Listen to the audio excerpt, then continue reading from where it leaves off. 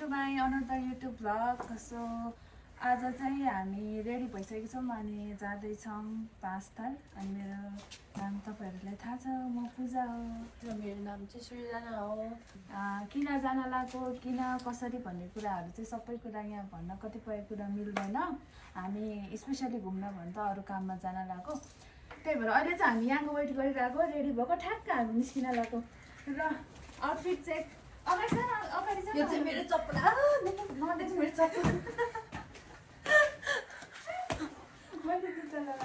मेरो ब्याग अनि हाम्रो अझै एउटा ब्याग पनि बाँकी छ यो त्यसमा चाहिँ ल्यापटप छ दुवै जनाले बोकेको छौं मेरो ब्याग चाहिँ हल्का सानो देख्छ होला मेरो चाहिँ ठुलो देखिन्छ ल अब मेरो भ्लग कन्टिन्यू हुन्छ मेरो हैन हाम्रो भ्लग कन्टिन्यू हुन्छ भारी माथि सुपारी माथि भारी व्हाटएभर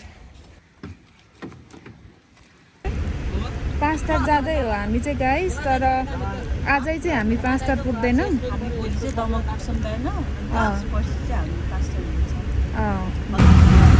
गाडीमा हिँड्दा नि यतिको ताराको मेता चाहिँ हेर्नुपर्छ welcome back to my channel तपाईहरु सबैलाई स्वागत छ मेरो युट्युब नभएको च्यानलमा आज हामी स्विमिङ खेल्न जान आँटेको छौं धेरै घाम छ त्यही भएर हामी खेल्न जान आँटेको तपाईको वाटरप्रुफ हो भने अन्डरवाटर अनि हामीलाई त्यो पनि थाहा छ कि हामी स्विमिङ खेल्दा कालो हुन्छ भनेर थाहा छ त्यही पनि हामी खेल्नै जाँदैछौँ कति बजेको भन्नु न 1 बजेको घाममा गाइज हामी 1 बजेको घाममा त पौडी खेल्न जान आँटेको यो चाहिँ दमकको टुकटुक हो अनि सिर्जना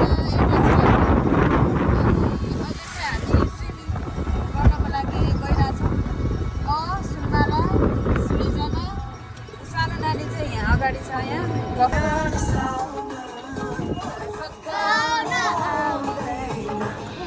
डी डाउन आइपुग्यो गाइस हामी डी डाउन आइपुग्यो अब स्विमिङ गर्छ लाइक अन्डरवाटर भ्यू 1 2 3 गो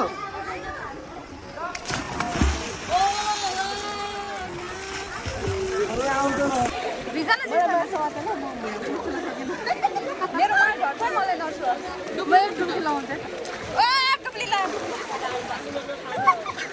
चौदैन रहेछ मैले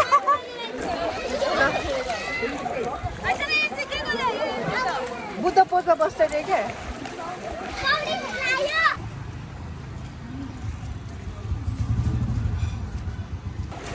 र हाम्रो चाहिँ दमक भिजिट भइरहेको छ अहिले दमक बजार घुमिरहेको छौँ हामी आज हामी खास स्विमिङ गएको कालोमा चाहिँ झन् डढेर म चाहिँ स्पेसली उता यस्तो साइड भयो उता त्यस्तो धेरै छैन दार्जिलिङ चलिरहेको थियो गाइस सब्जी किनेको यहाँ दिदी र टुकटुकेमा कस्तो एक्सपिरियन्स भइरहेछ टुकटुकेमा यहाँ यो टुकटुकेमा देख्नुभएको सामानहरू चाहिँ यो घरमा चाहिने सामानहरू हो हामीले चाहिँ जहिले पनि दमकदेखि लिएर जान्छौँ गाउँमा चाहिने सामानहरू चाहिँ यो रफ स्ट्यान्डदेखि चाहिँ इलाम र पाँचथरको डिफ्रेन्ट ठाउँहरूमा गाडी जान्छ हामी पनि ठ्याक्क त्यो बेला गाडी वेट गरिरहेको थियौँ अनि यो चाहिँ इलाम जिल्लामा पर्दछ हामी बाटोमा जाँदा जाँदै लिएको पिक्चर्स भिडियोजहरू हो बाटो अहिलेसम्म राम्रो बनेको छैन म 10 क्लास पढ्दादेखि नै यो बाटो हिँडेको अझै पनि यो बर्खा मासको बेलामा चाहिँ यो बाटो अझै पनि यस्तै नै हुन्छ मेन प्रब्लम चाहिँ यही नै छ हाम्रो गाउँ जाने हिँड्नको लागि त अधिकांश नेपालको डिफ्रेन्ट जिल्लाहरूमा ठाउँहरूमा यस्तै नै छ होइन तर हाम्रो गाउँमा चाहिँ अति नै छ कि गाइस अति नै छ कि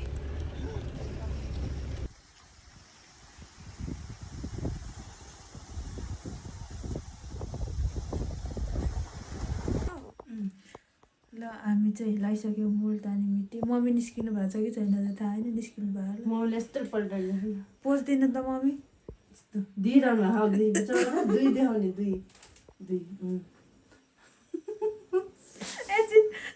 निस्केको छ कि छैन त्यो थाहा छैन तर त्यसलाई मलाई यसो गर्ने हो क्या मम्मी ल मम्मी बाफ्रे हिरोइन चाहिँ हाम्रो चटपटी छ होममेड आज हामी चटपटी खाँदैछौँ गाइजहरू भेटी जानु होला कति मिनटमा भ्याउँदो रहेछ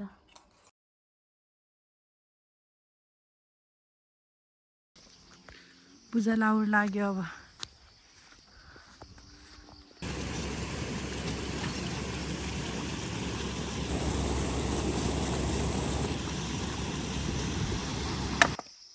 तैँले हातले न टेक्नु हो ढुङ्गै थाहै भयो क्या चिप्ल्यो भने एउटावाला चाहिँ ले हिँड्नु न हाम्रो गाउँ चाहिँ हो यहाँ तल देखेको गाउँ हो यहाँदेखि हामी यहाँ आइपुग्नलाई बाटोले गर्दा 1 घन्टा जति नै लाग्यो कि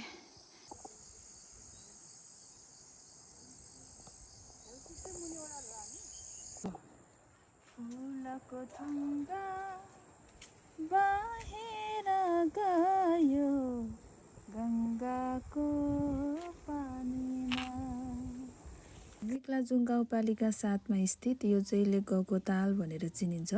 यहाँ चाहिँ मान्छेहरूले फिसिङ पनि गर्ने रहेछ अनि अहिले चाहिँ यो एउटा पर्यटकीय स्थलको रूपमा चिनिने ठाउँ पनि हो। एकदमै ब्युटिफुल ठाउँ छ अनि भ्यू पनि एकदम राम्रो देखिन्छ।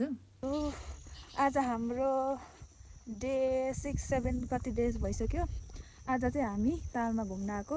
एकदम राम्रो छ। धेरै भ्लगहरू बनाउन सकिन्न काम सँगसँगै हामी भ्लग बनाउने हो नि त नि अनि त्यही भएर त्यस्तो धेरै भ्लगहरू चाहिँ आउँदैन। साँच्चै ऊ चाहिँ मेरो पुपुको छोरी हो। नाम भनिदेऊ। मेरो नाम चाहिँ करुणा तामाङ। उसको नाम करुणा हो अनि ऊ मेरो बहिनी। यता चाहिँ सिर्जना तपाईँहरूलाई थाहा नै छ मेरो एभ्री भ्लगमा चाहिँ तपाईँहरू देखिराख्नु भएको छ नि त नि। त्यही नै हो। अब हामी बजार जाने। आज गाउँमा मोमो खान नपाएको कति दिन भइसक्यो। आज मोमो खाने त्यसपछि हामी बल्ल घर जाने। कस्तो भयो यो ताल भिजिट गर्दा सिर्जना? एकदम रमाइलो मजा आयो। फर्स्टमा हामीले कुहिरो पनि हेर्न पायो अनि यस्तो खुल्ला मौसम पनि हेर्नु पायो। त्यहाँनिर कस्तो राम्रो देख्छ लास्ट भ्यू देखेको। यहाँ बहिनी छ। हाम्रो 3टा छ नि त छाता 3जना मान्छेलाई त्यही भएर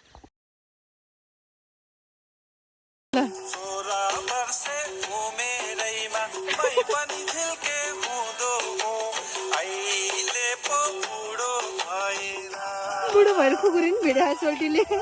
सिर्जना 5 ताल आइसकेपछि फुलकुमारी चन्द्रकुमारी भइसक्यो। यहाँ फुल टिपेर अनि त फेरि यस्तो मकै बारीमा नि गाइस जसको काँक्रा फलेको छ नि हल्का चोरेर पनि खान्छौँ नि। फेरि हामी त्यस्तो पनि हो। काँक्राको बोटी हेर्ने हो अनि चोरेर खाइदिने हो ठुवाक्क लगाएर। हामी चाहिँ जब फर्केको गाइसहरू भिडियो बनाउन बिर्सेछौँ। घरको भिडियो चाहिँ बनाउनु बिर्सेछौँ।